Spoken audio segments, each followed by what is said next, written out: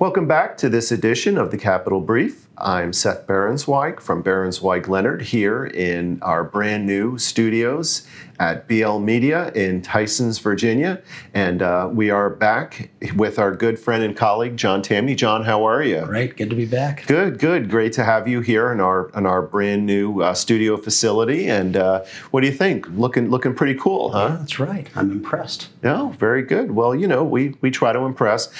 John, it's been a little while since we've been here. Now that the new studio is completed and we're back on the set. Unfortunately, the world has really changed a lot since you and I have been together for the last couple of months. And most notably, unfortunately, we have the Russian invasion of Ukraine. There's been really untold human suffering and devastation. And I think that aspect of the conflict, of course, speaks for itself. But we're really here to talk about another aspect of the Russian invasion of Ukraine. And what I'd like to talk to you about today are really the economic, political, and business dimensions as it relates to Europe and the United States and the rest of the world. This has been really a first of its kind development on that continent since the death of Adolf Hitler, and there really is quite a lot to unpack here. So jumping right on in, John, let me ask you a question about the West's reaction to the invasion. Of course, a lot of what has transpired have been a leveling of a lot of sanctions. The West has leveled sanctions against Russia and Putin. And one of the goals, of course, is to try to cut off the access to Russian energy, gas, oil, and of course Europe has also had an underlying concern that Putin would be able to halt the sale of Russian energy as a weapon and political pressure against the West. As it relates to all of that and the impact from a political standpoint, and I know that you've written an article recently on this, what's your take on that dimension? Oh, it's just a lot of talk that doesn't mean a whole lot economically. If you go back to World War I, the U.S. had an embargo on Germany. We couldn't trade with Germany. Oh, well, guess what? Suddenly, a huge surge of trade from the U.S. to Scandinavian countries occurred. Well, what was that? We were still trading with the Germans. We were just trading via other countries. There's this ridiculous myth that persists to this day that in 1973, the Arab OPEC countries cut us off to their oil. We still consume their oil like it bubbled up in West Texas. We just bought from those they sold to. There's no accounting for the final destination of any good. So there's this idea that, Putin could cut off Europe from its supply of natural gas. Well, on its face, that was absurd because there was no way he or Russia was going to give up that kind of market share. But secondly, there's no way he could, short of literally sitting on the gas, which Russia would never do because it would bankrupt the country. It was going to be sold and it was going to find its way to customers. As long as you're producing, short of hoarding it, which no one can do without bankruptcy, you are trading with the world. And so there was a lot of talk about what could be done. On the other hand, they said, well, the U.S. could starve Russia of dollars. Oh, please. The banking and the dollar are global. The dollar is the currency of choice in Venezuela. It's the currency of choice in North Korea. The notion that the SWIFT could keep dollars from flowing to Russia defies basic common sense. Well, but doesn't NATO, and let's be a little bit more specific, doesn't Western Europe have a policy where they're now going to want to take a look at a substantial reduction towards December of a reliance on Russian energy. And in fact, the United States has made it clear that they want to eliminate any reliance, which is relatively small between the United States as compared to Europe. But if the Germans are not going through Nord Stream 2, they've shut that off. America has shut off the supply. The Germans are going to be reducing that close to zero by December, they say. There's going to be a shift away from that.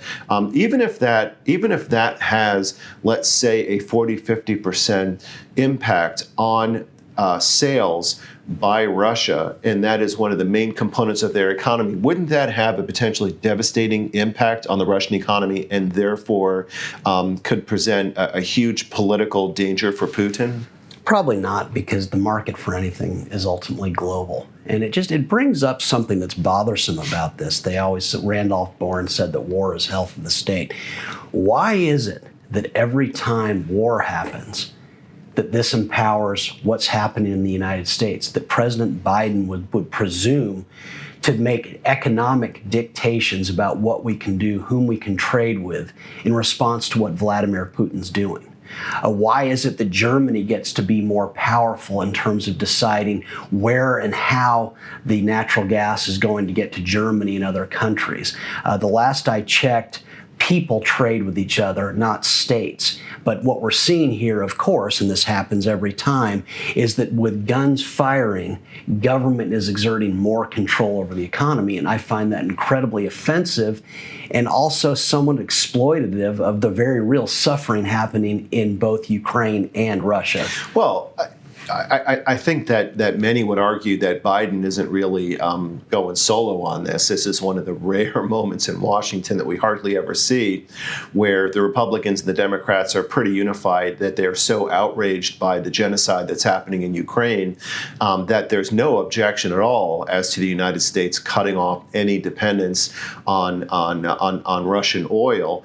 And Germany did make their decision on Nord Stream 2, but why do you not see an embargo or a cutting off of doing energy trade with Russia as a legitimate response to their genocidal campaign that's going on in Ukraine? No, because for one, I don't ever want to see the tragedy that is war empower our government, Republican or Democrat, makes no difference to me, getting more control over the economy. For whatever reason, we were importing Russian oil.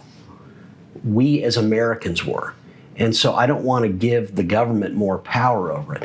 Furthermore, it's theater. It's just a bunch of symbolism. The market for oil and any commodity is global. The notion that the Russians won't find a buyer for oil defies basic common sense. And as they keep admitting through all these quote embargoes, they haven't lost a market for it. There are other reasons that Russia's economy is struggling right now. War is impoverishing always and everywhere. But to pretend that this symbolism from politicians, and yes, Republicans are in on this nonsense too, and I find it incredibly offensive that that's the driver of Russia's weakness, I think is a bit of an overstatement. Well, what is the appropriate response? I mean, other than providing arms, and some could argue that although we've been providing a lot of arms, and thank goodness we are, the only debate is whether or not we should give even more arms. But aside from trying to get some kind of substantial assistance of arms into Kiev, what, if anything, do you think that we as the United States, from a business and a political standpoint, should be doing in response to the invasion? Well, if we want to go purist, we can say that the reason the United States came to be is that Europeans came over there because they wanted to avoid the periodic European wars. That the idea was, let's get thousands of miles, let's get an ocean away from these conflicts. Mm-hmm. But beyond that, let's ask the basic question. When did Vladimir Putin start massing troops on the Ukrainian border? And to be clear, this is not me defending what was just a massively primitive response. The idea that a country would try to grow by invading another country mm-hmm. it is so 20th and 19th and 18th century. It's sickening. Mm-hmm. But let's remember and let's think about what happened here. In November of last year, substantial people inside NATO, which means they got the okay from the Biden administration, said to Ukraine that there's a very realistic chance of you joining NATO. Mm-hmm. Now let's remember about why NATO came to be. It came to be to repel Russia. Mm-hmm. Or the old Soviet Union. Right. And so wait a second, a country that has long been part of Russia at varying times, that it's on its border, is suddenly going to join NATO? And let's ask the question, what if Putin pulls out today and says, oh, but by the way, I had a phone conversation with Manuel Lopez Obrador in Mexico. We are going to enter into an arms agreement with Mexico. Would Americans take that well? Would they take it well if President Xi, if Xi and China said, we're entering into an alliance with Mexico? Right. What's happening is sickening. But once again, what were we doing? How is this going to help our national defense by adding Ukraine to our web of protection? Well, I'll respond to that, and on this, some of it we'll have to agree or disagree. But I think that the purpose of formulating NATO post World War II was to be able to oppose Soviet aggression and to be able to provide a collective defense against Russian imperialism. And although I think that it is a valid point to say that perhaps it was imprudent to try to encourage Zelensky to join NATO, and that was certainly something that was poking a stick in the eye at Moscow. The whole purpose of NATO was to try to stand as a bulwark against this exact kind of an invasion. And the only reason why I think that Putin wouldn't be invading Poland, aside from the fact that the Poles hate the Russians because they have their own military confrontational history, is because they're a member of NATO. At the end of the day, I think what will happen is that we'll probably end up with some kind of a ceasefire and a resolution where, to some degree, you'll have a neutral Ukraine, but NATO has. I think that there are a lot of people in NATO countries right now, including those that used to be part of the former Soviet Union, that are really thanking their lucky stars that they're in NATO, because otherwise they might look like Mariupol. I mean, there is a deterrent effect. And there is a historical context for that formulation. But let me ask you a question directly about NATO, because sticking with that theme, there seems to have been in my view, a historic seismic shift with regard to the NATO alliance. Before this confrontation, NATO was more disorganized, less aligned. There were certainly less commitment of economic and military resources. One of the specific complaints of the prior administration here in the United States was that they weren't meeting anywhere close to their necessary financial obligations to the strength of their defense and towards NATO. Do you see the transformation of NATO creating any kind of a fundamental difference as it relates to continental security in Europe and anything that's relevant to the economy in Western Europe? I guess I'll say I hope not. My response is, how many American lives would we risk to preserve Mariupol? Not to defend what's happening there. It's sickening. I read the New York Times every day too, but we both agree that what's happening in Ukraine is a complete abomination and a disgrace. Yeah. It's a complete abomination. Yeah. Again, I wonder what we would do if suddenly China started establishing bases or a protectorate in Mexico. I think it's worth asking the question. Mm-hmm.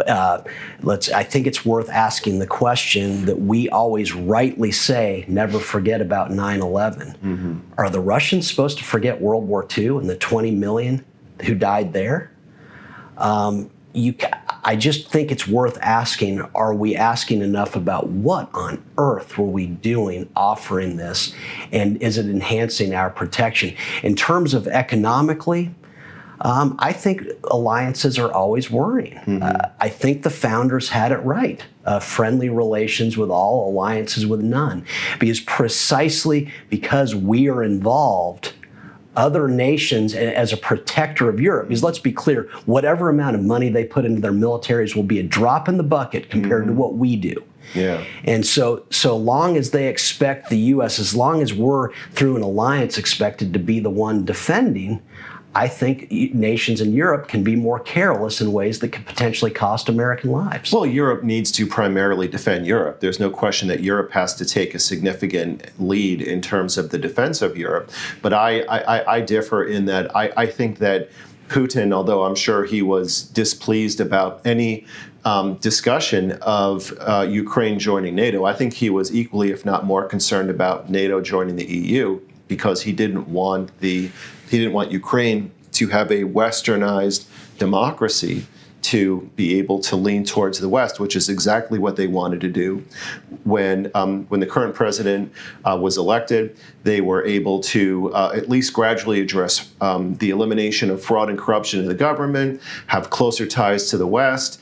I, for one, take comfort in the fact that we have a more unified, solidified NATO. I think that there has been a huge miscalculation by Putin in terms of what was going to happen with NATO. I'm sure that he believed that there was going to be some kind of a splintering or disintegration, as opposed to the very solid unification of what's going on in Europe right now, which I think is will hopefully continue to promote peace and stability.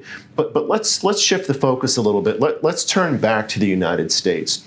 We are in a position right now where, regardless of whether the purpose or the impacts or the policy or the wisdom of it is going to work, to your point, and we talked about that earlier, there's going to be a turning away of Western Europe away from Russian sources of energy. And President Biden has had discussions with Western leaders in NATO, about how we in the United States can help accelerate the supply of liquefied natural gas from the United States to Europe. I see this as a potential boon to the energy industry in the United States, and why I think that, although, listen, every administration has its pluses and minuses, nobody's perfect, I am impressed with the job that President Biden is doing, because not only has he unified NATO and been able to create solidarity while bringing in arms into Ukraine, he's actually opened up a situation where Western Europe is now going to de-link from Russian sources of energy, and now there's going to be businesses in the United States that are going to be able to supply more energy resources and liquefied natural gas to the European Union. Do you see that as a meaningful economic win, or any kind of a meaningful economic development for the United States as an outcome of this conflict? Well, I'll reverse it with a question. Would you be excited if President Biden said, okay, I want to see Texas acquire more computers from Arizona than California? Would you not laugh at that? And so the very notion of President Biden, and I would say the same thing about Trump or any president, planning an energy outcome. Oh my gosh, is that how stupid we're going to get in response to what's happening over there? How do you mean central planning does not work? And it doesn't, well, because as you allude, President Biden is apparently engineering an outcome where we can sell more LNG over in Europe. Well, so that they can decrease their reliance and dependence on Russia, so that they can de-link from that, and then that deleverages Russia's ability to create any kind of pressure or influence over the West. I don't think it does at all. Again, there's a market for every good. The Russians are going to find there's going to be a buyer for the natural gas, and so it's not going to deleverage Russia. It's not going to weaken them at all. They'll find customers just as anyone would.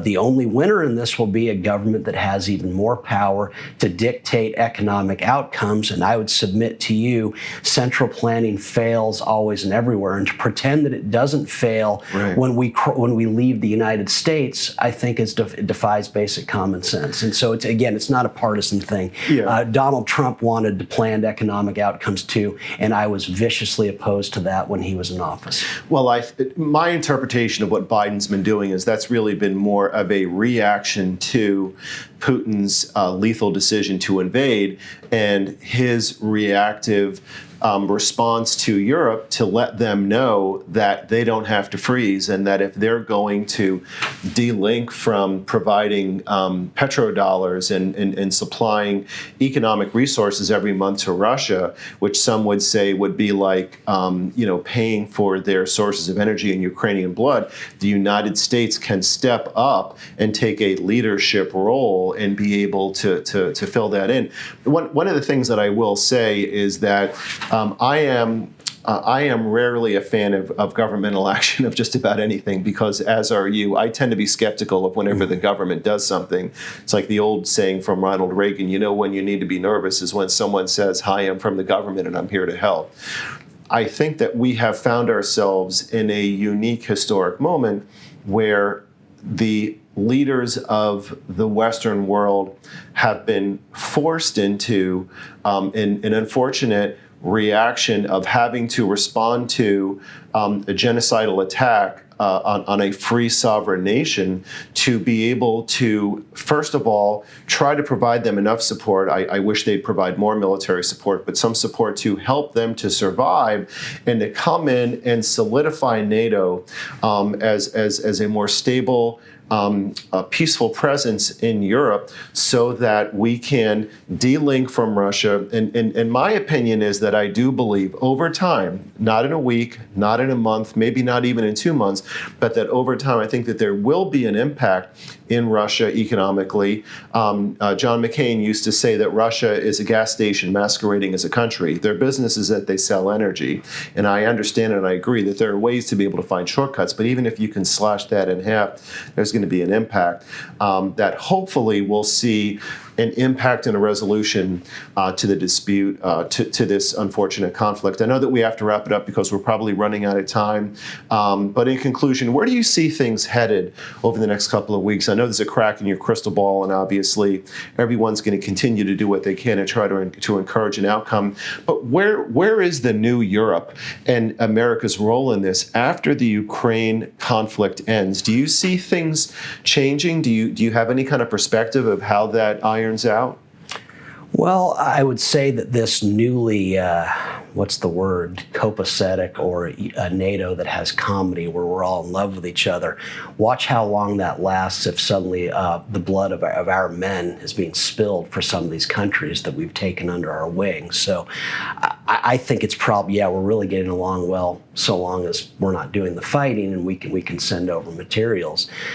Beyond that, the government will be more powerful to our detriment. Let's assume what's impossible, that somehow we could cut off Russia's ability to sell its commodities globally. Would that hurt?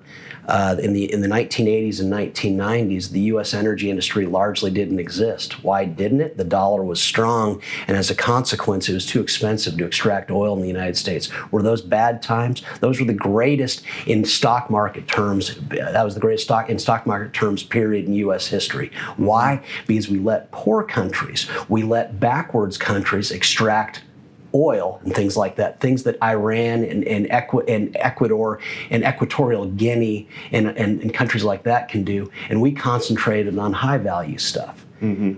If it were to happen that we could free the Russians of reliant on commodities, that wouldn't make them weaker. That would make them much stronger, as it has for us. That is the past. The future is not what you can get from the earth. That's what empowers government. The future is what you can get from up here.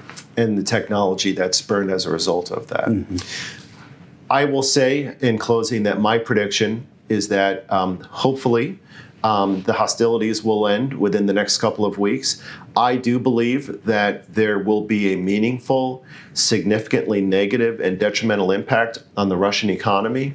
I believe that NATO will remain unified, and that Putin has significantly miscalculated. And I also believe that the United States will be an arsenal of democracy, not only in terms of helping to supply the arms to Europe to try to keep NATO and Ukraine standing, but will also be able to provide additional energy supplies to Russia. I also predict that when the war ends and we have a new era of peace in Europe, there are also new negotiations that are happening for peace with an realignment of interests in the Middle East with Israel and some other countries, and that this will result in a stock market boom that will happen later this year. But as they say, John, we shall see. Another great conversation, Thank you. And we'll see you next time.